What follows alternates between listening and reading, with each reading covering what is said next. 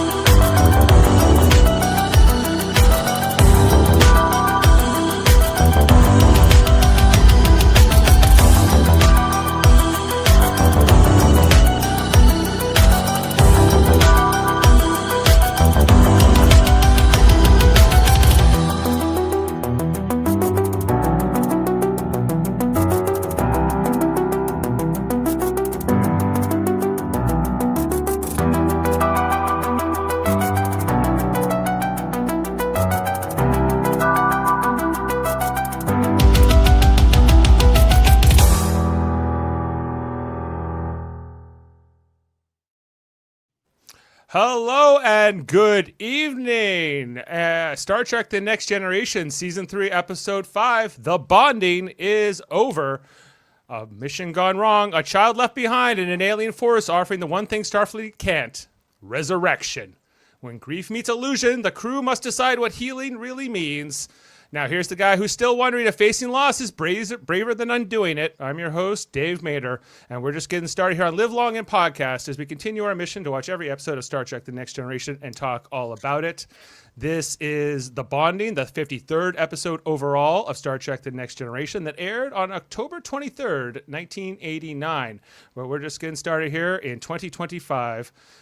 This episode written by Ronald D. Moore and directed by Winrick Colby. An episode about grief, memory, and the limits of comfort.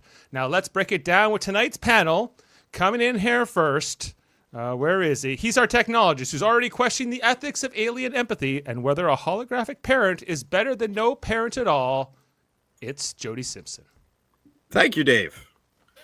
I have a question for you, Dave. What's that, Jody? Do you want to come down to my home planet? Well, will there be a wife for me? No. Okay, well, I don't know. It might get a little boring. Maybe if you have a cat, I might consider it. I might have a cat named Patches. A cat named Patches? Well, you know, that you're sweetening the pot a little bit. I will admit it there. All right. Coming in here next, our next panelist, he's asking what it means to grieve with dignity and whether comfort without truth is comfort at all. Our spiritual leader, Kevin Millard. And I'm also wondering why Picard wants that boy taken to his quarters. Take that boy to my quarters right now. Yes. Don't make it something it's not. On the Enterprise, no one is ever alone, Jeremy. Yeah. Especially in Picard's quarters. Joining us for the first time ever on Live Long and Podcast. He's from the curling rink to the holodeck, a rookie to Starfleet, but carrying the legacy of lifelong Trekker dad. Whether it's Klingon honor or android ethics, he's learning the finer points of the final frontier, one episode at a time. It's Cole Rudnicki. What's going on, guys? Yeah, I didn't read that. You know, I'm a newbie to Star Trek. Didn't read the description, and I guess clearly in there it says that they can provide that resurrection. I missed that part. I was questioning the whole time until the end whether that spirit was bad or good. You know, it sort of reminded me a bit of like Alien, the shapeshifter. I don't know. Yeah. But yeah, anyways. Yeah, new to Star Trek. Was always a big Star Wars fan growing up. And yeah, excited to these guys. We don't hate on Star Wars here. We don't hate on it. I like Star Wars fine, and I get that everyone's got their get my lightsaber. Their preferences. I got lightsabers, Cole. It's all good. Star Trek, I definitely prefer. It was definitely my first love, but they both have their merits, I would say. And Star Trek, it's got a lot of positives, so I'm excited to talk about this episode and other ones, hopefully in the future, with Cole, our curling teammate. Indeed. This is actually the curling team. This is the team. This is the whole team right here. This is it. This is the big team that got the big tie last Thursday. That was a big tie. Season, Big tie. Gotta be happy. Yeah, Adam left us. He left the team. He left Just the so you city. guys know, yesterday Dave was there. Actually, I think you were there too, still, Jody, when we were talking about our last game and how we tied. When Jeff found out that we tied that team, he was like, "What? No, yeah, what?" He was very Yeah. excited. He was like, "Wow, you guys!" He was like, tied "You that guys team? tied? That Well, then team's you guys good." did really great." Yeah, he didn't have any confidence in us. No, So so he originally flabbergasted. thought we are like, "Yeah, good job, guys. You got a point on the board." he's a real pal. Yeah. Yeah, so we're gonna get into this episode. You know, Cole, we're gonna like kind of walk through the entire plot of the episode, kind of scene by scene. But I'd like to just get your high level thoughts on what you thought about the episode, and you know, like obviously you haven't watched many episodes, you've said, and you're coming in like in the middle of season 3, but this is not a serialized show, so that's not a huge deal because what happened last episode doesn't necessarily affect this episode as much. So, what did you think? Yeah, I mean, I think I came into it thinking I had to know more about Star Trek to like really appreciate the show. But once it started, I don't know. Once it started, it then reminded me a bit of. I really liked Twilight Zone when I was younger, like the sort of mystery and air mystery behind what was happening. And you know, I definitely empathized a bit with the main characters, you know, based on some of my personal history and just yeah, I liked at the end how that, you know, really how it turned out that it was this energy that was out to do good and not bad. Mm-hmm. And Yeah, Even though it looked like a threat the whole episode that it's there. Yeah. yeah, so that's about it. And it definitely hooked me in. You know, I would say I don't know if this is the best episode to your guys' point. You know, saying this is, No. you know, however you, but it hooked me in. So it's want to watch more. I would say. like I was talking to these two last night. And I know they're not huge enthusiasts for this episode, and I never have either been. Like this episode has sort of always been kind of on my lower ranking, and maybe it will still be once I rate it at the end. But I appreciated this episode a lot more than I used to. You know, watching it, you know, now, I've since lost a parent, you know, since I've really rewatched this, and I think it hit me harder, you know, this time around. Mm-hmm. You know, than the first time I'm not the kid who plays Jeremy. He's a little older than me, I think, in real life. But I remember this kid kind of. He plays a 10-year-old, and this was in '89. And I was So 6. that means he would have been born in '79. Yeah, so he's older than me for sure. Yeah, assuming that that's his real age, which I don't think it is. But Yeah, I think he's the kid from RoboCop 2. He is. That's yeah, 100%. Yeah. right. Yeah, Yeah, if you give me a second, I'll actually find out how old he actually is. RoboCop 2 was a couple years after this. I can't. I gotta look at his filmography, but yeah, like I think that like the guest star who plays the mom is kind of whatever, and I think that he's kind of whatever, but I think that the main TNG cast, Picard in particular, like give him some really juicy stuff here. You know, I think this even with the connecting with Wesley. And like the scene with Wesley and Beverly is really good. I think that Worf's a little annoying at times, and more in the beginning. I think towards the end his performance is much. So stronger. the actor's name is Gabriel Damon. Gabriel Damon, and you said he was born in '79. He was actually born in '76. He's older than me now. Right. So in I was born in 1989, he 77. would have been like 13. Yes. Yeah. And yeah, so, around and what year was RoboCop 2? there. 1990. So a year after this episode. So he was 14 in that. Okay. Yeah, but he's a small guy. Like it's like Right. even I just saw a picture of him now, and it's he's not tall. All right, fair enough.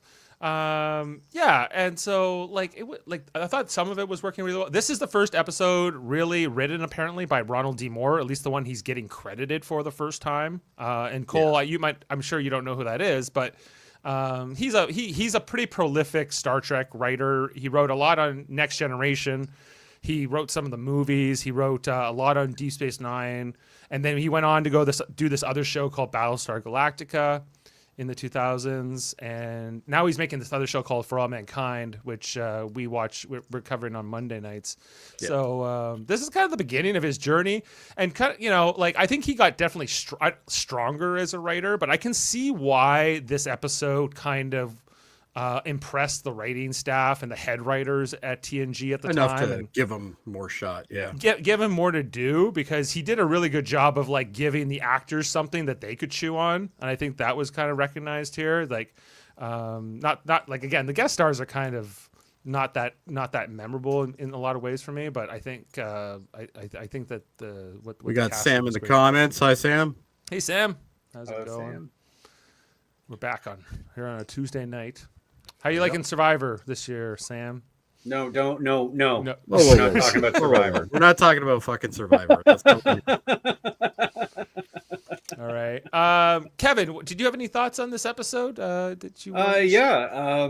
I know I said I hated this episode, but I mean, Jody and I were just talking about it. Watching it today, It's actually way kinda better liked than it. I remember. Yeah, it's a good story about grief and loss and healing, and everything that goes along with that.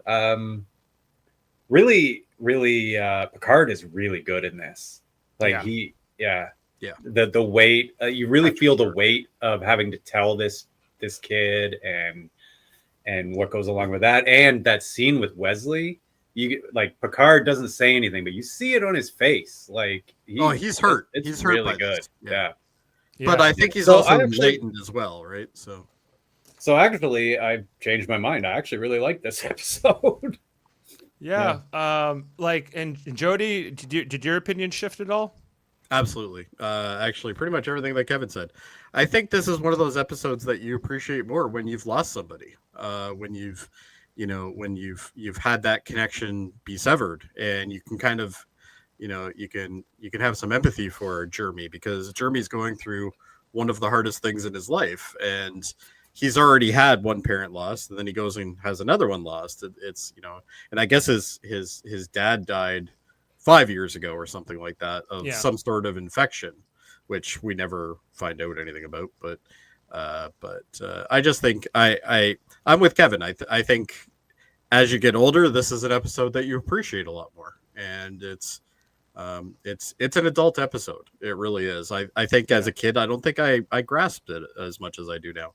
So I think that's probably All right. the thing. And as Cole stated, it's interesting. You kind of spend most of the time thinking, well, the entity has some sort of, very big issue going on here, when it turns out that that's not actually the case. So it's, perception is also something that we kind of learn and develop as we get older, right? So Right. I think that's really I- the two things.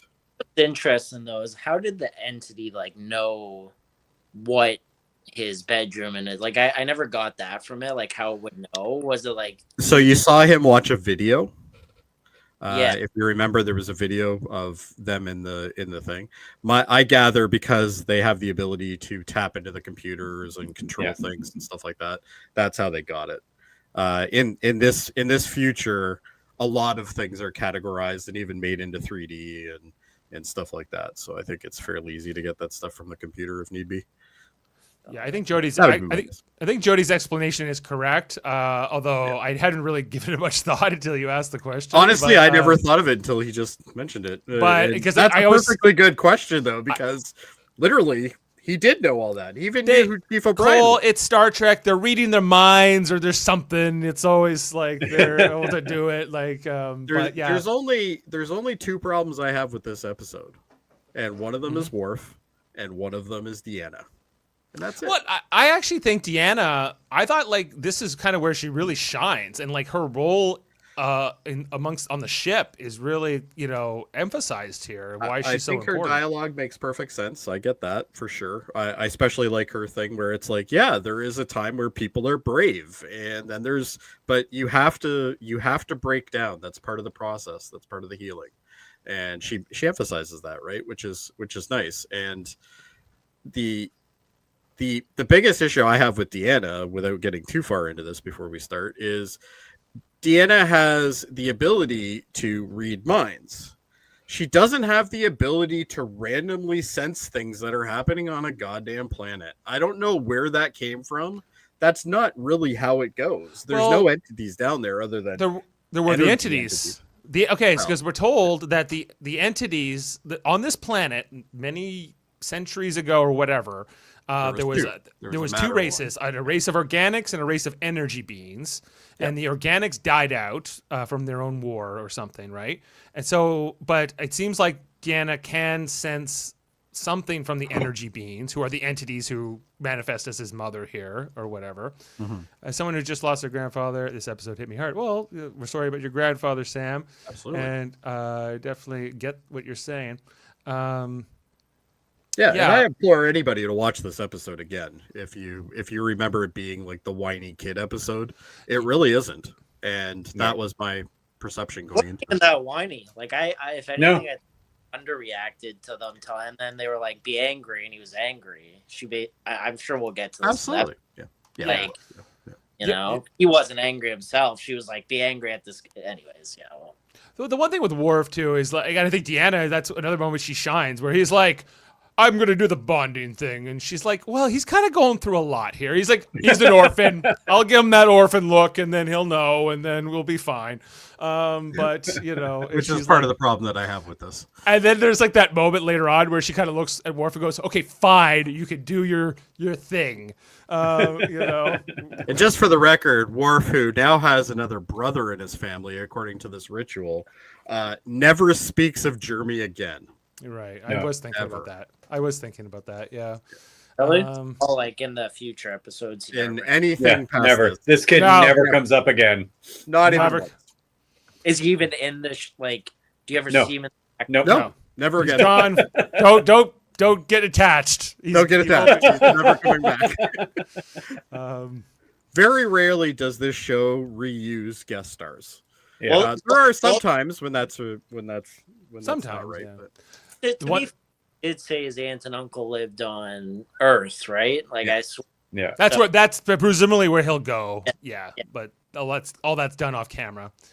Or maybe now that he's Worf's brother, maybe now he can go back to the Klingon homeworld and live as a Klingon. The other thing with this episode, it's not a problem with the episode. It's a problem with kind of a derivative. Like I think that, and it's not even my original idea. I watched like a video essay a couple of years ago about Star Trek Picard season 2. And Jody and Kevin will know what I'm talking about here, Cole, because that deals with Picard's trauma around his mother's death, largely that season, and that he can't face it, and he's never dealt. And here he's given this speech in this episode. That's a defining thing about our humanity is dealing with the loss and getting over it. And then you're dealing with Picard in that show. Like, and it's like it's not the same man. It's not the show was made 30 years later though. So but it's supposed to be the same character, and you're telling me that he's so mature and he's so well put together at like 60 years old. When he gets up to 100, he's going to turn into what we see in that season. Well, and if you think about it, this episode is kind of the odd one for Picard too, because Picard never goes on away missions, and when he does go on an away mission, it's usually something like grand and usually something archaeology based and all this. But he didn't really go on anything here either. But he obviously wanted to get down to it, and he's like calling people to go with him to go sort out what's going on here on this ship. And it's it's not. He doesn't really go on an away mission. He just kind of goes down to decade. No, but you know what I mean. Like him taking charge instead of just sitting on the bridge. So. Well, I guess he knows Riker won't argue with him. Yeah. Because he's not going on an away mission. Anyway. All right. Well, guys, let's jump into our screenshots. Hopefully you can see these, Cole. And we're going to run through everything we saw in the episode. Just pipe in with your thoughts, things you may have thought as we were going along here. And we'll run through it. Can you see that? Yeah. I think. Okay. So we start here with the Enterprise over a planet.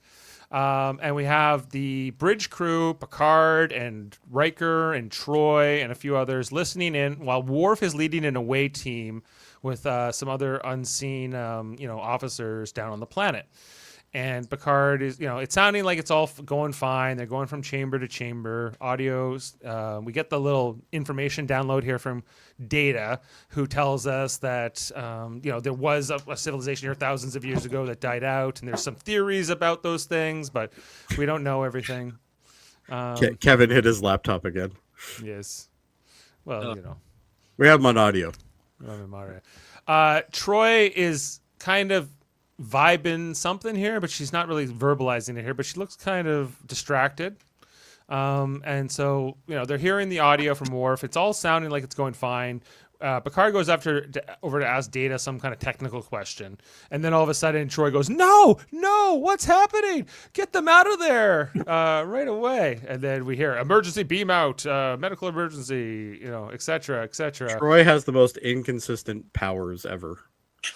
True. And It's the powers of convenience. Yeah, it's the power of the plot. Yeah. My role has its rewards. Yeah. So that is our teaser. Actually, I guess before we get to the teaser, we see them beam in here. Worf looking a little dirty from whatever happened down in the. Well, he got a bunch of shrapnel in his arm. Bleeding. Yeah. So. Yeah, we got Worf. We got another blue shirt, some kind of outpost scientist guy, and the fourth member of this away team, which is the mother of Jeremy, Lieutenant Astor, an archaeologist, I think. I believe so. Yeah, we're told. Dr. Crusher tries to save her, but says she's dead, Jim, or Jean-Luc, and that is our teaser for the episode. As we head into the credits, Cole, what you think of the credits?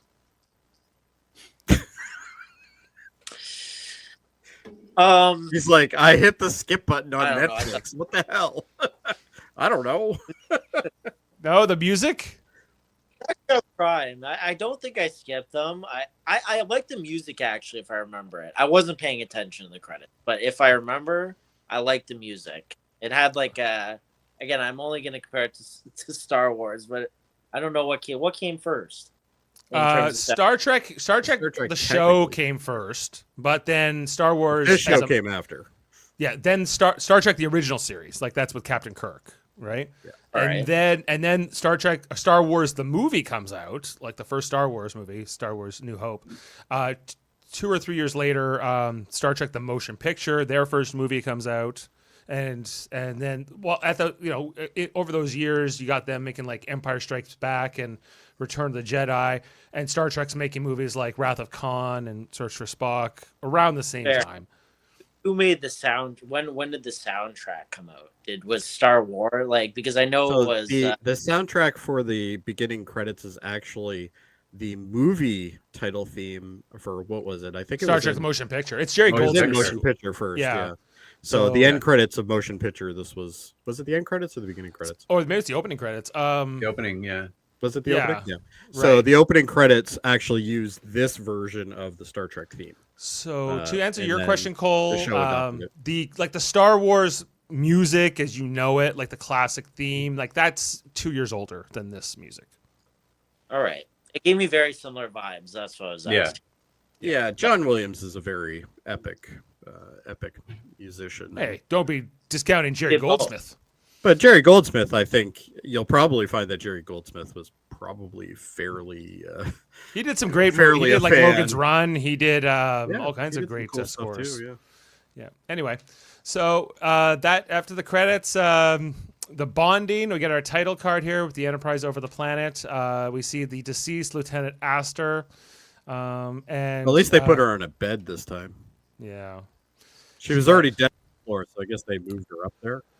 Yeah, they did. It seems like Worf seems a bit shaken by all this. He's kind of distracted, but Picard comes in wanting a report, which Worf gives. Worf, saying like there was no indications. We had no idea like anything was going to go wrong here, but all of a sudden, everything went to hell. I guess they show her face here, but you'd imagine like if you actually got hit by like the grenade, there'd be nothing to bring back. Yeah, it's like her face has the ring around her face, like she's looking at it. Yeah. Yeah, It could she be looks like shrapnel though, just blunt. hitting her. Well, and like, yeah, she got hit a few different ways. It looks like. Well, later on, Worf is like, "Yeah, she was the one that took the blast. It was instantaneous, or something like that." Or maybe Picard said that. But either way, it's like, well, if it was instantaneous and it was an explosive blast, it definitely would have more damage than that. Yeah. So I think Cole's right on that one for sure.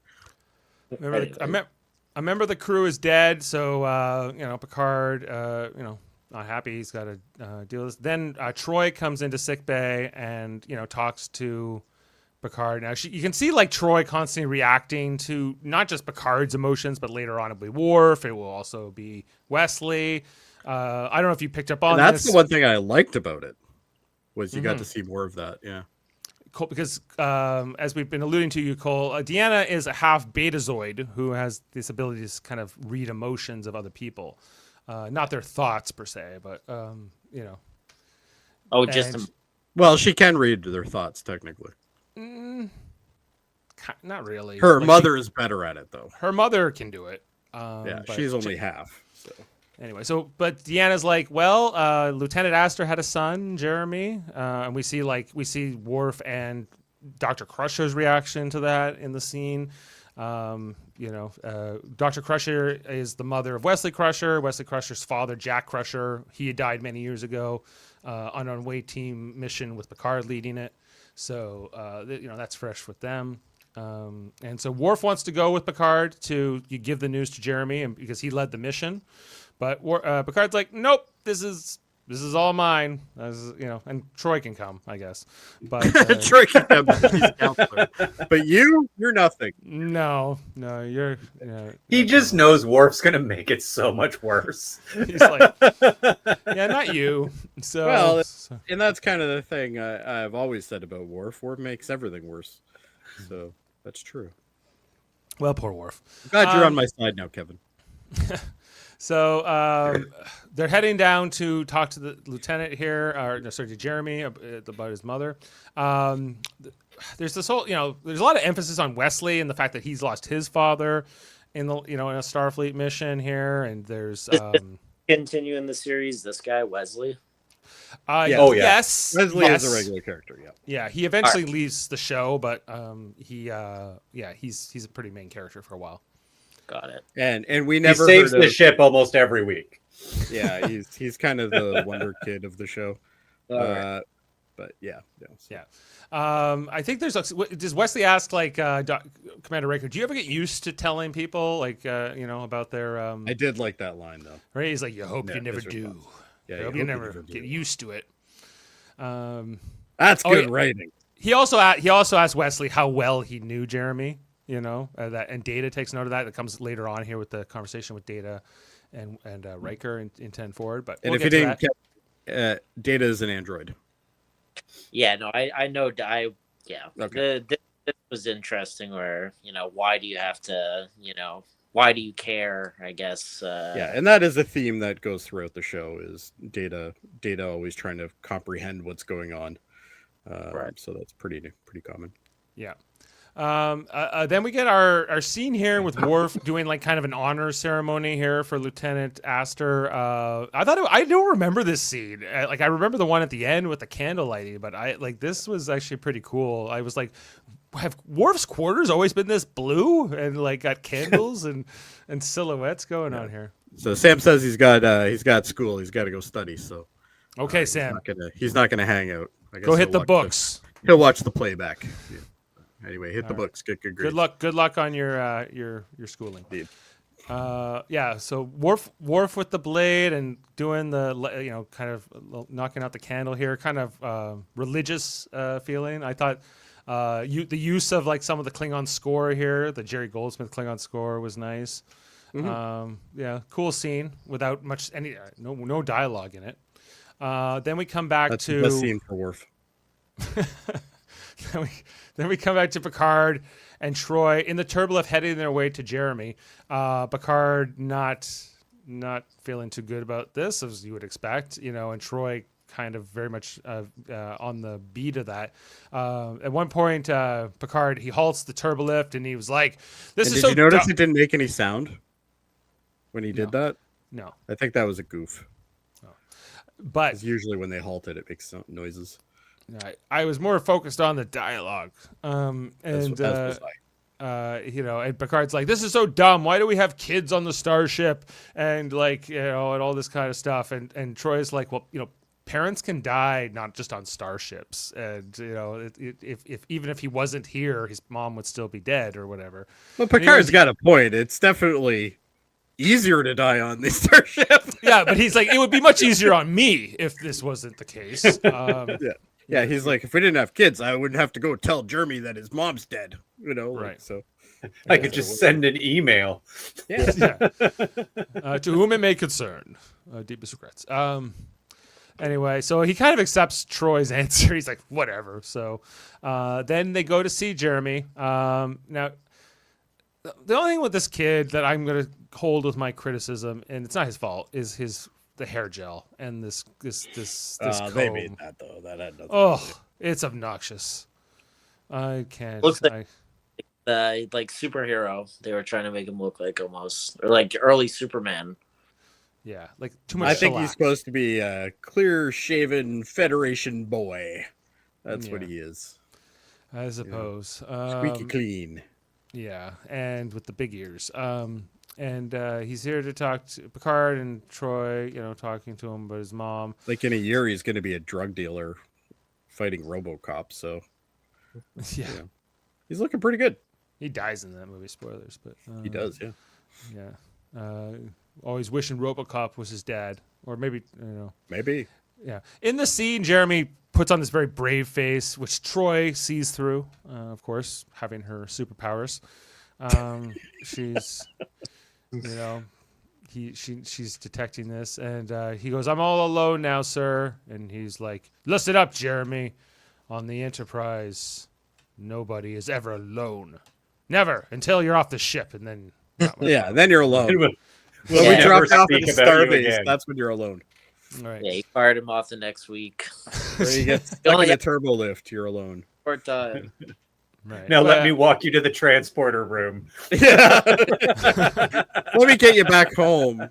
These quarters are too big for a kid. I'm sorry, but yeah, they put him in the closet instead because they're like, no, that suite's way too Take big. him to the ship's kennel. Okay, then we have the scene next with Riker and Data. He's Riker's drinking strawberry kiwi Kool-Aid. I guess so. Yeah, it looks like strawberry kiwi Kool-Aid. Pink Whitney. Pink Whitney. God, I miss Pink Whitney. He was making some eyes at a bartender. We never got to really see that. But Data's here for his next lesson on humanity, and they're talking about I've been asked Data says I've been asked over and over how well I knew Lieutenant Astor, and he's like, does that matter? And Riker's like, well, remember when Tasha died and how everyone felt like that? He's like, well, that meant more because you knew her more. And Riker makes this point to Data that he had more of a connection with Tasha than maybe some others did, right? So This was an easy way to explain it, though. I actually kind of liked the it works there. well. It's a well written scene, and But he It's doesn't one of those heartfelt scenes that Riker gets, which is rare. like how many of the his his type or how many types really have that culture where they look out for each other, I guess, right? Data's a one of. Data's he's not from a culture per se. He's like a one of a he was kind. created Well, by a human. not quite, but he's rare. He's very rare, but later on, But we find others. Even Worf, I guess he does the brother. Yeah, I guess that's common for people to have civilizations in the Star Trek universe. There's not only just common to have a civilization, but they'll have two eyes, two ears, two arms, they're all humanoid. A hybrid humanoid model is very popular in Star Trek. Some of them have slightly slanty noses or slightly slanty foreheads. Sometimes they have weird colors. But generally, the Star Trek, much like Star Wars, the fish guys were really nice, though. I liked them. But they're still kind of humanoid. But Data's he has others of his kind, I guess you could Not say. many. No. Not many. No. Like there's Only only like his brother. His But brother. Yeah, in what- the new- didn't they had was he wasn't the one living on? I know in the newer movies he was living on the planet, right? Like the Frozen. you're talking about B4. That's a prototype. Yeah. Before that's a different. Yeah, that was a prototype version. Yeah, so there's technically 3 of Data. It's not and actually him. I think Data pretty much becomes all of them at one point. He absorbs all. Like eventually, He they're all absorbs kind of all of the other. they're all ones, kind of yeah. amalgamated into one software. Well, and, technically, B4 is the one that is Yeah. the last one. yeah, but largely Data is like one of a kind. For most of the show, Data is one of a kind. Yeah. Right. We eventually run into his brother, which is very similar to him. Yeah, he's got the evil brother and then the dumb brother, basically. He's got the brother that doesn't know much, and then he's got the other one. Yeah. Yeah. And we won't even get you started on all of his relatives. Well, that's what I mean. Like androids, there must be a lot of different. And maybe there's only one No. date. No, Right now, no.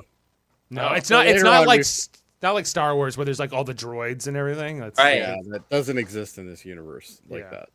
So he's not a robot. He's like. Well, he is He's an technically android. a robot. Yeah. No, He's he's an not. He's Well, an android. it depends. I on got how you it. Don't define make me robot. pull the sound clip. I will. Whatever. I got it. an android. He's built, right? Like he's not. He's built. He's not born. Yeah. So He isn't someone, born. No. right? So why wouldn't they build more? Like, is there like an explanation? Well, it was one. His creator, Dr. Soon, was a one-off guy. He wasn't working for a company or something like that. Like he couldn't mass produce them. He made Yeah, a total like- of 3. Like to create he made 3 of them. Yeah. Got it. Well, I don't have it. Anyway, it doesn't matter. Okay, so we're moving on. There's a scene here in Captain Picard's ready room, but basically where they're showing like the landmines that were like left behind, that one that led to Lieutenant Astor's This death. looks like a doorknob to me. Looks like a big doorknob with some wires attached to it. They do a good job of handing around the MacGuffin in the scene, and say, So well, Worldwide says technically there are more Sung style androids. Oh God, I don't care technically. Yeah, let's move on. yeah, we're not gonna get into that right now. That's a whole other podcast. But Sure, the bomb was defused. Like, who knows this technology is like this bomb is not alive anymore, and they're passing around. Like, Well, Jody is always trusted. So Jordy, whenever Jordy, says it's I done, it's verified that. done. That would be hilarious if it just blew up in their face in the middle of this conversation. But I'm not sure that would be hilarious, but well, as long as assuming they you got a survive. sick mind, man. I guess so. Anyway, Worf and Deanna. Where is this? Like the computer core? Like I was trying to figure out what this set was, but yeah, it's Worf. Worf wants to do the bonding ritual. Some interesting direction here from Winrick Colby, who's doing the shots through these slots in like the Yeah, room. I guess this must be like the computer core or something. And why the hell is Worf in it? I don't know. Like this is where he's got to have a conversation with Deanna for whatever reason about all this. And I thought it was a good scene too. I thought it was another good scene Yeah, it was good. with them, where she kind of like talks Worf off the ledge and says, "No, he's got to have a lot of anger towards you, and he's got to like you got to handle this delicately, right? You can't just kind of go all Klingon on him right away." So he Put away your macho-ness for a while. He seems to heed that advice. Okay, fine. I'll back off until you tell me otherwise. And then we got Jeremy watching the video of his mother.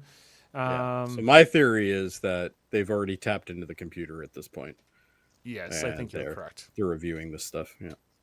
And that's why she has the exact same outfit on and all Yeah, that. it's the same place, and yeah. different though. When she appears, I feel like she looks different in the video. We should do a comparison there. I feel like it's not the same. Oh, we're gonna know in a I second. feel like because it shows up in actress is trying to change the performance like over. I think they told her look more menacing, so she did that instead of the happy-go-lucky girl that's in this. because the real Lieutenant Astor, like we see her dead, and now we get these. Yeah, we don't actually know how she acts. And then we get these like very, very short little clips to see her as she was when she was alive, and it's not much to go off of, right? No, But, exactly. Anyway, they had a cat, Puddles or whatever, Yeah. and he's watching these home videos. And then, Jeremy likes his vest, though. Eh? Have you noticed Oh, that? he likes the vests. Really likes the vests. Worf's here to see him and says, hello. I do love the look on Jeremy's face, though, when Worf's standing at his door. He's just like, holy shit. Like, you're big. And I'm little. Yeah, he's like, I'm just may a I wee come little in? man. You know, so Jeremy's pretty chill about the whole thing. Worf, tries to, I don't know, does his best here, but I don't This know is if out of character for him, though. Which I also... a little bit, yeah. I thought it was interesting. Like, Worf is a better dad to Jeremy than he usually is. Than he was to his own kids. Right? So, take from that what you will. Yeah. And then we got Picard in his reading room. He's reading a report, and then Counselor Troy comes in. He's like, how's the boy? And she's like, well, you know, it's not going great with him. He's brave. And he's like, that's good. That's good. She goes, no, it's not. He's like, well, I have the best job. I have to tell them the I just got to do guys. one thing. You deal with You're all the the one that has to aftermath. deal with This it. is all your problem now. So Yeah. He's like, he was Picard all is worried basically about it. like, He's like all the worried. fun uncle. Yeah. He was all worried about doing this thing, and then he's like, on second thought, actually, that was pretty easy. yeah, Troy does all the work. I told him he won't be alone. Here's Counselor Troy. Okay. Yeah. You're not going to be I alone will on the never see you Enterprise. again, but I'm not yeah, going to bother with you, Troy. but somebody else will. It's like later on when he does see Jeremy, he's like, wasn't expecting to see you so soon. But anyway, she's talking about getting Jeremy to face his grief and his anger and everything else. But all of a sudden, I think they get the detection here of something from the surface, some kind of a field. Yeah, there's like a signal field that's kind of hitting the Enterprise, essentially. On top of that, Troy's like, I am detecting a presence, indeterminate. It's not making there be music in my head, but I can tell you there's something here. That was last week's episode or the week before. Yeah. Make it stop. There's some green acid spewing from the surface. It's not what it is. It's supposed to show you the signal that's coming. Okay. Pretty sure it hits, right? What's that? It like shows that single hitting the ship. So it's like Eventually when it attacks, yeah. Yeah. But right now it's not attacking. It's just kind of broadcasting. We get the scene here also in sickbay with Dr. Crusher and her son Wesley talking about the death of Jack Crusher, her husband, his father, many years ago. And will Wesley talk to Jeremy about, losing his father? Wesley's not too enthusiastic with this request. Well, isn't he really, like it's kind of a shit move saying, "Hey, son, can you go talk to him about the trauma that you have?" How old is Wesley supposed to be here? 18. Wesley? Yeah, he's 17, about 18. 18? 17, 18, yeah. Still a little young to put that on him. Yeah, that is way too young. Yeah. Like I think I would have liked this episode better if this conversation was more about his trauma and not trying to convince him to go talk to Jeremy. And then Wesley comes up with the idea to go talk to him. I think that would have been a better way to do this, but yeah, because we have seen how compassionate Wesley is, right? So obviously is the doctor, but right. But then they start talking about Jack, like do you miss Jack Crusher and and like I thought like Gates McFadden and Will Wheaton, they kill it in this scene, just go trauma bond with your boy Wesley. With a boy Wesley, yeah. But like they just the Gates McFadden, wow, like she was really like Jack Crusher. This is like we don't even have an actor who ever played this guy at this point. This is just like the notion. No, we get a flashback, I think, in the 5th season or something like that. But yeah, we get to see Jack Crusher at one. I believe that like she really misses him, and like it was a real thing, and I think that's easier when you. Well, Wesley was also little when that happened. Right. Like they've said he was like 4 or something or 5 or something. At least younger than Jeremy is what they say for sure. Yeah, he wasn't very old at all. But anyway, good scene. Them embracing there. And then we go back to the bridge where they're still trying to figure out what the hell's going on with the planet. Troy's like, there is something fishy. My senses are going off here. There's something my plot forwarding senses are spiking here. Right. Don't worry. I don't know how to connect this to the next scene. Don't worry. We got a magic woman on our ship. Yeah, and we she got a can- magic woman that can just give us plot whenever we need it. Right. Anyway, so Jeremy's looking at more of his videos of his mom in his quarters, and then guess who's here? Mom, or not? And she Mom. jumps out the same way too, which I thought was kind of cool. Yeah. Like the clip that we get, and then all of a sudden she does it is very much the same way, which makes us think for sure this is a mimic, right? So, Yeah, and we know she's dead because we saw it. So, well, I like that the show doesn't try to hide the fact that we know that this is not the woman, right? Like the audience knows this, and these guys technically know it too, but. And Jeremy don't try technically to knows fool it. us Jeremy into knows, even though, but he does kind of know it. But Jeremy's he also skeptical doesn't- at the beginning, like at the beginning. Yeah, he's not. Yeah, he's like not, right here, he's like, I don't really know who the fuck you are, but you're not. My Yeah, he mom, seems I like don't he's think." mad and or confused, or maybe both. Definitely And confused.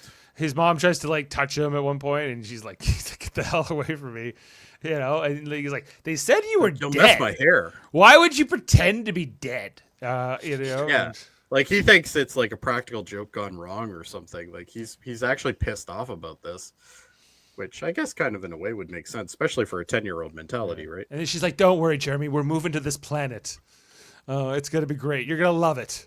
And I love how the first thing out of Jeremy is like, why would we go down to the planet? This seems silly. The planet with all the landmines?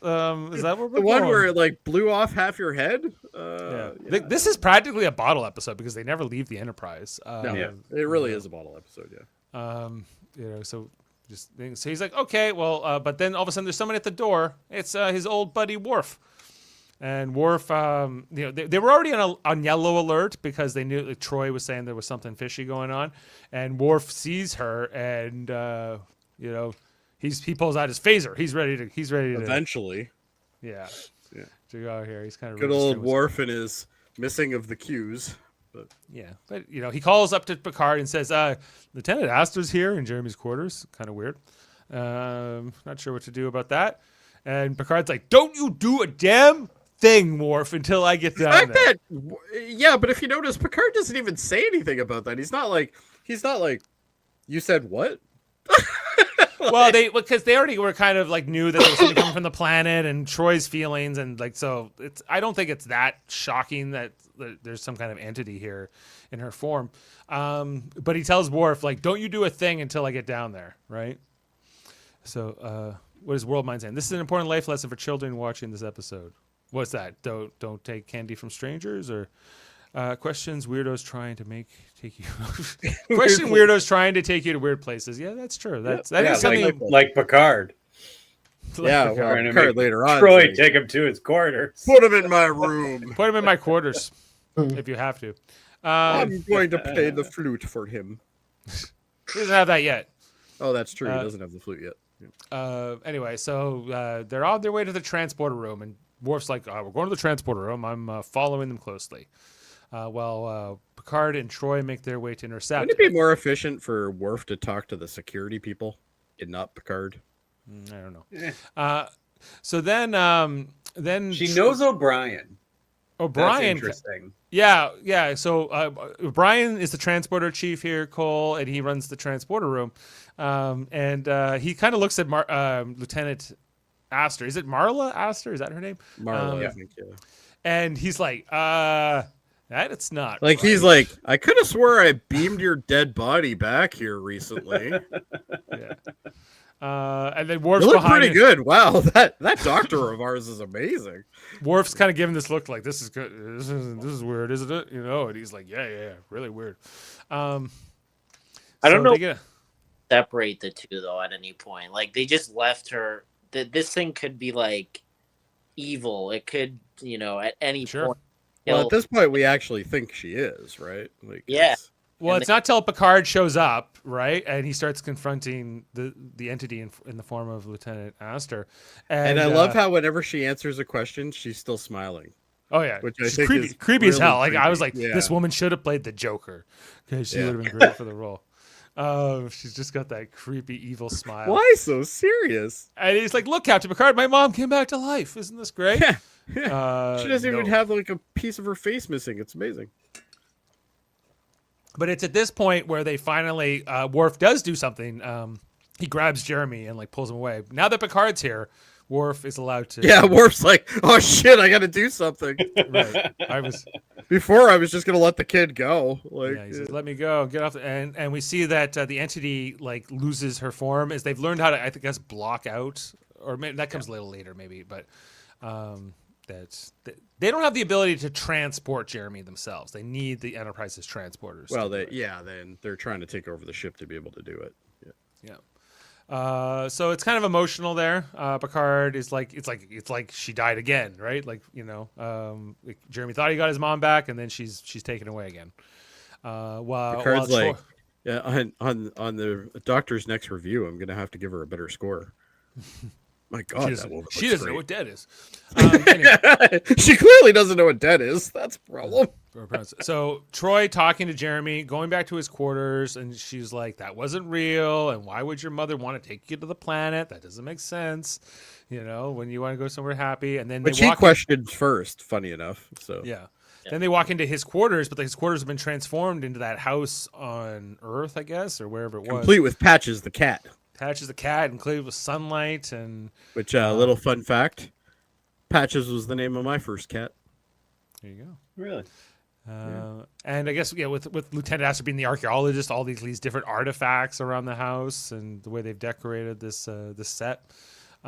She's back here. It's like, Jeremy, aren't you excited to go to the planet? And Troy starts saying like, "Hey, what are you doing? What's your deal?" She's like, "Can you stop being such a buzzkill?" Yeah, I'm just trying to take this boy. We're trying to take poor Jeremy to the planet. And clearly I'm better prepared because I'm wearing a vest and he likes vests. Yes, this is a family of vests. Where's yours? I don't like vests. You don't belong here. Put on a vest, Troy. We'll even get one for the cat. Look at that statue in the background. Go back one. What the fuck is going on there? Anyway, let's continue. Yeah, Jeremy's got the cat. He's kind of buying into the illusion. And what is with that picture? This is supposed to be a house that a kid's growing up in. She's an archaeologist. Oh, okay. She's got all these different artifacts. I should got say like a Jane horned demon picture.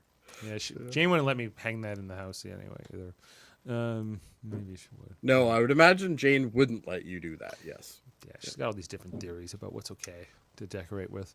That's because she's a woman and she definitely knows better than you. You didn't even have curtains when she moved in. Yeah. Right? we were at your house before you were married. We know what it I had a couple condoms. It's in the fridge. So you had mustard. I had mustard sometimes. And salad. Yeah. Mustard and salad. That's pretty much all you had. So Troy's down there. She's like, the entity's back, Picard, and she's like, I don't recommend trying to remove him. Riker's like, well, what are we offering? Like the cold reality of his mother's death versus like his mother's back alive. There's a cat. We can't compete with a cat. Yeah, it's a cat. And so we don't have room for two cats on this ship. But Troy's concerned with traumatizing Jeremy further. So Picard puts Data on the job here to try to like block out the signals from the planet. I guess Data and Jody are tasked with this. Well, Jody came up with the idea, even though the android's way smarter. Yeah. Well, Picard doesn't care who gets it done. He just wants it done. Yeah, he's like, this should already be done. Yeah. So Troy tries to talk Jeremy out of like leaving the illusion and leaving all this, but his mother, the one who impersonated his mother, keeps appealing to him. But then they're able to block the signals, and we see like the illusion kind of fade away, and he's just back in his quarters. Could you imagine if they didn't shut that down? He'd just be living in the same room for the rest of his life. Like that's right. No, she said that she can duplicate that on the planet. That's why she's going down to the planet. The bedroom, just the one bedroom, or the one room. Like, yeah, well, because that's all she would know, right? Right. She would only know what's in the system. They were saying like they could make him friends and other things, maybe, but like I don't know, they wouldn't be real. Yeah, how would you do that? Yeah, like he would get bored of it really fast. And I remember this episode where the kid was absolutely terrible, and that is not the case. He is actually a very good actor for what he's doing in His this. performance is pretty good for what it is. His performance is better than Troy, in my opinion. But you know, yeah, she's okay. Yeah, she's fine in this episode compared to others. But so the blocking of the signals, though, the entity does not like. The entity kind of amps up the signal and the intensity. And Picard's like, "Get us out of here, Wesley Crusher! Warp speed ahead, yes, sir. Let's get going." As they try to. Cole, you're gonna have to speak a little louder if you're. Yeah, I will. Your mic's not picking you up correctly. What were you trying to say? It comes up later. I'll bring it up. I'll bring it up when it's cool. So the entity's able to like fly up into the ship through the hull. It shakes the ship up something nasty here. O'Brien's having to duck, it's kind of like interfacing with. That's because she knows what O'Brien looks like. She's like, you didn't help me either. Yeah, like it's coming attack you in the hallway. O'Brien, this is the beginning of O'Brien Must Suffer. Yep. Actually, come to think of it, I think it might be. Yeah. So the old adage is O'Brien, the poor guy. No matter he's on 2 different Star Trek series, and the dude never gets cut a break. He always has. Yeah, he suffers through almost every episode. Everything. Yeah, poor guy. Yeah, he's got a rough. He's a trooper. Anyway, so the security guards show up, but they get dispatched pretty fast here. Great screenshot grabs on those. That was good. I think. Meanwhile, Troy's still in her hug with Jeremy. All of a sudden, Mom's back, and she's like, "They can't keep us away." For the record, if I had to hug between those 2 women, I think I would definitely pick Rita Sirtis for certain assets. Just thanks for clarifying that. I was really wondering what you meant. I can't be the only one in the world that thought of that. No, you're not. So Picard's on his way down. He's going to talk to this entity. He's got Worf and Jody with him. He sends Worf and Jody off on a side mission. Worf has to go get Wesley, and Jody has to try to block the signals or whatever. Yeah, he's going to engineering. Yeah. Because they have to cut off. It's trying to reactivate the transporters, even though they turned off all the power to the transporters. He's got to undo the manual override that he already did. Yeah. That they already broke. Yeah, Worf links up here with O'Brien and the security guards, and he tries to go in, and all of a sudden, they're ducking from the energy beam. It's going. This energy beam the whole time, this was animated. It just threw me back to Ghostbusters. Mm-hmm. I guess they used the same type of style or something. It brought me back to Ghost Rider on PBS, but that's a deep cut. Apparently, I don't even know what that is. But yeah, it doesn't matter. Anyway, no one except the 2 security guards. Those were the only 2 people out of everyone on the ship who got hit by the beam, and I don't even think it was necessary. Right. Well, could the entity hurt a person if it wanted to? They get knocked down. Knocked down, but that's about down, yeah. So it must have the ability to be physical with them. Right. But we're also told that the energy beings, they didn't kill the organic species that lived on this planet. They just kind of the organics killed themselves. Yeah. Right. Anyway, transporter powers back. The entity's trying to take Jeremy away, but they got force fields up, and I guess force fields do work on the entity. Which is a helpful thing. Well, at least in that form, yeah. Or at least the entity can't take Jeremy through them. So, which is part of the. It would have been great if you just saw her grab the back of Jeremy's head and just repeatedly smack him into the thing. Can we get? Why can't we get through this? So Picard shows up and he's here to talk to them. He's like, "Hello, Jeremy. Wasn't expecting to see you so soon." I do love how Picard talks to him in this scenario. He brings it down to very simplistic speak to make sure that Jeremy is getting what he's trying to vibe here. Yeah. So they go out of the quarters. Jody LaForge trying to cut off power to the transporters, but the entity's this is a different entity, I guess, that's working with the one impersonating Lieutenant Astor. And it's reading all the computers. A great line here from Jody that, hold on, look at me. I know I did pull it. He's like, we don't get blown to Kingdom Come here. Let's just hope it doesn't blow us to Kingdom Come while it's figuring out how to blow us to Kingdom Come. Yeah, let's hope so. Indeed. Transporter power comes back. So the Enterprise crew's ability to fight this thing is somewhat limited. And back in the illusion here, Jeremy's with the cat and Picard. This house is so not kid friendly. Anyway, I would have nightmares if I grew up in this house. So anyway. Picard has to like convince the entity to like give this up. Like what's your deal here? And she kind of what's your end game? Yeah, she explains the backstory with the aliens and the organics, and that they didn't want the suffering to ever happen again from that war. And so when Lieutenant Astor was killed, they felt like it's now their responsibility to give Jeremy some kind of a happiness.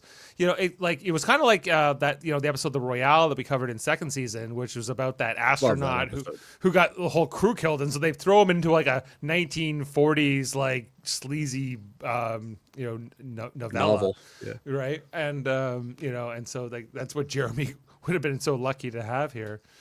But 40 living with the cat and his mom, that would have sucked. Yeah, they're like a wife for him, family, friends. No one. He's just one on the planet. And so he's like, I appreciate your intentions. I appreciate you're trying to do a good thing here, but it's not going to work.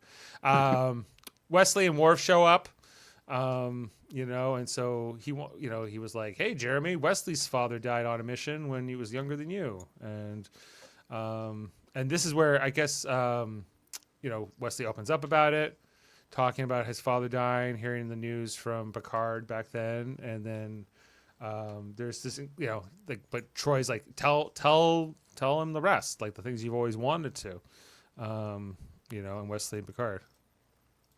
I was angry at you. Why angry? Why were you angry at me, Wesley? Were you angry at me because I was the one who had told you your father was dead? No. Then why? Because you led the mission. You came home and my father didn't. For a long time. But not anymore, sir. Not even a little. He's not mad at him anymore, guys. So, but Picard is, Patrick Stewart, like to Kevin's point earlier, was really good. Just on his face performance here. The cast really thriving, I think, here with some of this dialogue that they're being given. It's a science fiction episode, but barely in a lot of ways, right? There's an alien.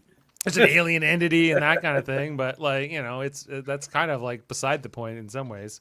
Then and they said Troy's like, you must be mad at Worf, right? Worf came home and your father did, or your mother did it. And he's like, that was some bad psychology right there. Like, yes, these two people are going to have the exact same reaction and the exact same feelings. Come on, Troy, you could do better.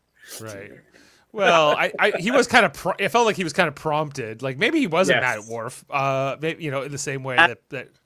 And that's what I was gonna say earlier. This is the only scene where I feel like you could probably criticize the kid actors, because like be angry and then he's not really angry. It's like almost like he's faking. Like you can. We actually have something about that in Fun Facts coming up. All right. So probably like the weakest part, because I just don't know if he necessarily was able to draw anything from there, to really make that, to sell that as much. And so it's but Worf's like, my parents were killed by Romulans once, and I know what it's like, but humans helped me get through it, and I'll help you, and we'll be here for each other. And like there's some good stuff he says. He's like, join me in the bonding. Join me in the Roostai, the bonding. You will become part of my family now and for all time. Just for this episode, really. Or the runtime of this episode. Maybe he sent him an email every year. We're not sure. Maybe. It was never mentioned again. So, Jeremy. Maybe that's why Worf sucks so much at his job, because he's too busy sending emails all the time. Maybe, perhaps he's got a lot of connections. Anyway, so the entity kind of is like, maybe this was a dumb idea.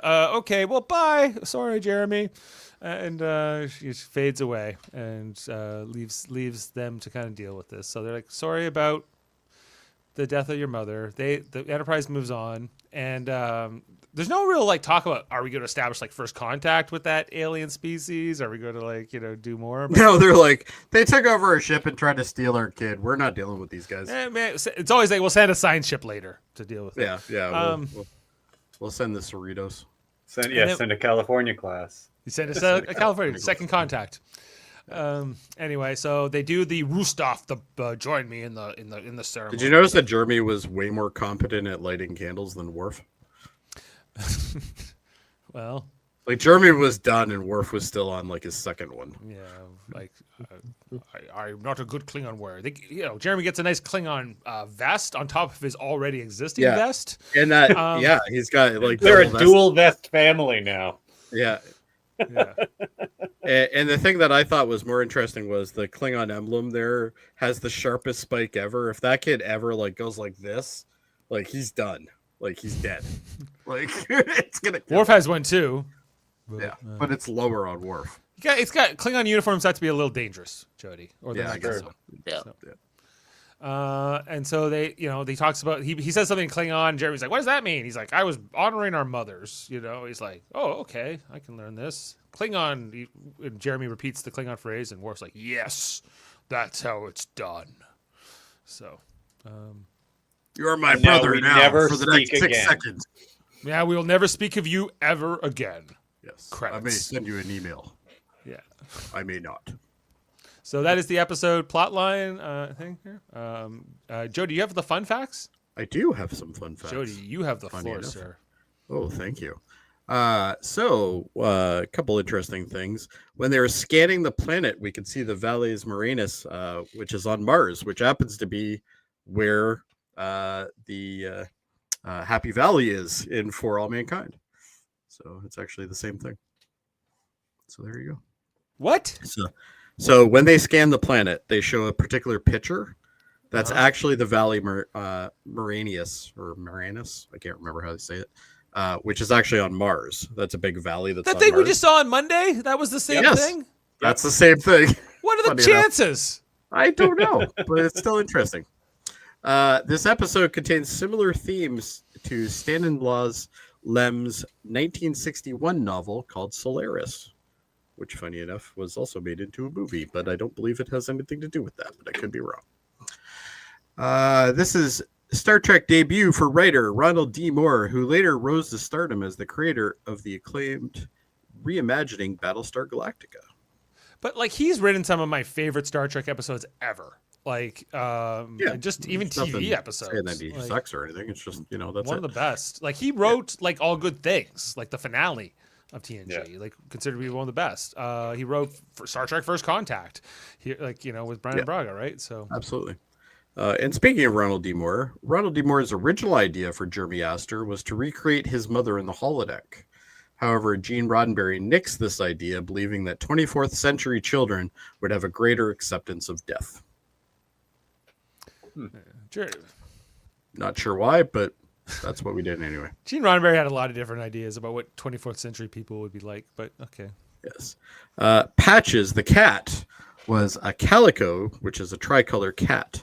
Jeremy refers to the cat as a he. Most calico cats are actually female. This is because the coat color is partially determined by the gene of the X chromosome. There you go. So there you go.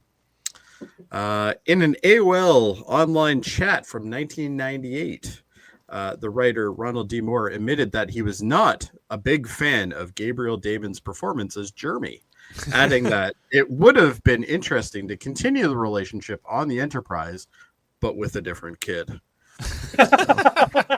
he does. He's okay. not bad, actually. He's okay, but I get that maybe like they want to someone more like Will Whedon level, Yeah. So it turns out Jeremy Astor is actually 12 in this episode, which I don't know where we got the 10 from. I think it's in the dialogue, so I'm not totally sure. They don't really say it. I don't know if they did. They? Yeah, I don't know if we just picked up on that or not. But this takes place in 2366, and Jeremy Astor was born on Earth in 2354. I'm not sure where the source of that is, but maybe it was in the episode somewhere. I don't know. I don't know that either. Yeah, Wesley, and how much older is Wesley then? Wesley's not that much older. I don't know. He's like I don't have Wesley in front of me. Wesley's born in 2348, so he's six years older then. Yes. Yep. No. He was in 2348. You said. Yeah, you said Jerry Master's 54. Oh yes. Okay. So yeah, 6 years older. Yeah. Yeah. So yeah, I guess that makes sense because then that would put. Yeah, because if Jeremy's 12, then that puts Wesley at 18 right now. So that would make sense, yeah. And our final note, at the start of the episode, they refer to the race of Colonians who killed each other, or Colonians or whatever, who killed each other off in war. It is an odd choice for a name of a warlike race as Koionian, which is a Greek word meaning Christian fellowship or communion. So Raul D. Moore was at like a Greek church or something. Yeah, and he just kinda picked that off the wall and put it into his story. And actually, I got one more.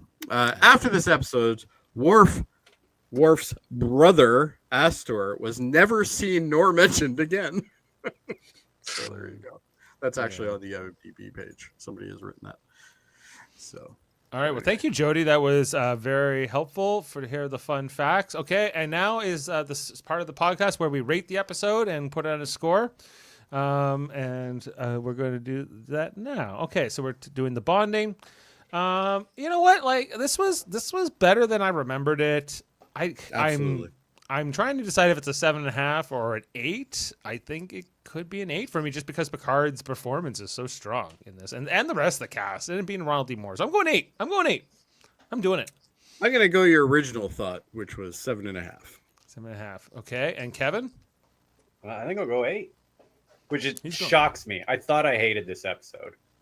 I did too. Going into it, I was like, "Oh, this is yeah." I thought I hated. Yeah, I thought I didn't like this one. I was looking at the season, I'm like, not that one, and I'm like, oh, that's pretty good. And Cole, this is your first rating ever. Yeah, it's hard because I don't have relative. Yeah. Just how much you liked it out of a score of 1 to 10. You know, just your gut feeling. You know, I think I do. I'm gonna say 7 to be honest, because they were always ship. You would have liked to see a little bit more external, you know, just that the plot was, you know, it was a good plot, but it was pretty straightforward, I guess. Yeah, leave room for improvement. Leave because there's definitely better episodes than this. Oh yeah. Even though I think that the episode is still good. This has a 6.7 on IMDb, which is a bit surprising. That's one of the lower rate. That's kind of low for this season. You know, you can see it's with Evolution. We're averaging a 7.6 tonight. So that's, you know, not bad. It's not the worst of the season. It's no shades of gray. That's for sure. And so thank God for that's that. about it. But you can see much more here in season 3 still to go. We got the different panels. We got some good episodes coming up. We got some massive episodes. We got like yesterday's Enterprise. We got all kinds of stuff. We got the Defector. I love the Defector. That's a matter of perspective. And speaking of which, if you didn't know, everybody, coming up, we haven't covered the episode here this season yet, but coming up on Star Trek Radio Theater on October 24th. We are going to be doing our next installment. Where's my thing? Oh, I'm in the wrong. I'm trying to upload a video clip. I might have to get Cole in on one of those eventually. Oh yeah, Cole. So what we do is we like read the scripts and we create. He's made it through the whole podcast, so yeah. So it could be like, imagine this episode. We were like, "You're Jeremy Astor." Okay, you're gonna have to read all Jeremy. You know, you got to read all his lines and stuff. So we're doing another TNG episode on October 24th. It's called A Matter of Perspective, which we will be covering. I love the picture used for you though. That's for me. Amazing. Oh, for Riker. Yeah, yeah, just Riker doing the face palm.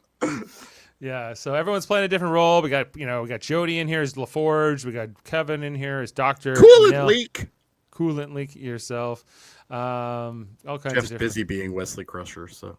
Yeah, he'll be Wesley Crusher for this. I will never be as good as him as LaForge, but yeah, we got Stephen Waters coming in, right. Dark Theorist. So he'll be. And of course, Mott, fan favorite Mott.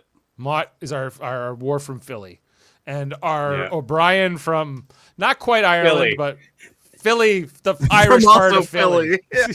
Also Philly. An Irish part of Philly. Yeah. Which is all of it. So look out for that. Also, we will be back in, I guess, next Tuesday. Are we curling next Tuesday or Thursday? Depending on which one that it is. Yeah, I don't remember. Either going to be Tuesday or Thursdays. Yeah, when we're back for TNG, if you subscribe to the channel, you don't have to worry. You'll just get a notification. We're going to be covering the next episode next week at some point. It's season 3, Leah episode 6, called Booby Trap, the one with Leah Brahms, the hologram, the first one. The nice Leah Brahms. Yeah, the nicer Leah Brahms. Yeah. The fake one. Later on, she comes back as the not so nice Leah Brahms. Yes. If you did, also on this show, we cover episodes of a show called For All Mankind, another Ronald D. Moore show on Apple TV. We are moving up to season 3, episode 8 in that show. It's called The Sands of Ares. We'll be on next Monday to talk about that one. Will Danny kill people? We'll find out. Yeah, probably. And over on our other channel, it's called Super Mario Brothers Podcast. We are covering the new season of Survivor at season 49, and we'll be on tomorrow night to cover the episode Go Kicks Rocks Bro, episode 4, with the Riz God himself. So that's I don't know anything about the show, but that screenshot is something. It's something, isn't it? Something amazing. Yeah, I'm not sure that's the word I'd go for, but yeah. All right. Well, all kinds of great things here on the United Federation of Podcasts. I want to thank the whole panel. I want to thank Cole for being with us. Yes, thank you, Cole. Great being here. Great being here. And yeah, I think we'll give you a good Picard speech here, and we'll leave you with that as we head out for tonight. Thanks everyone for You're never alone, Dave. You're not alone. No one on the Enterprise is ever alone. All right, see you next time. It's part of our life cycle that we accept the death of those we love. Jeremy must come to terms with his grief. He must not cover it or hide away from it. You see, we are mortal. Our time in this universe is finite. That is one of the truths that all humans must learn. Beam up some Star Trek content with Live Long and Podcast. A roundtable movie discussion with Hey, did you see this one? And take a peek into the darkness with Heard Noise, Must Investigate with Michael Chan. Watch us duke it out on trivial debates. And let's chat about TV with the Super Mario Brothers. It's all here on the United Federation of Podcasts.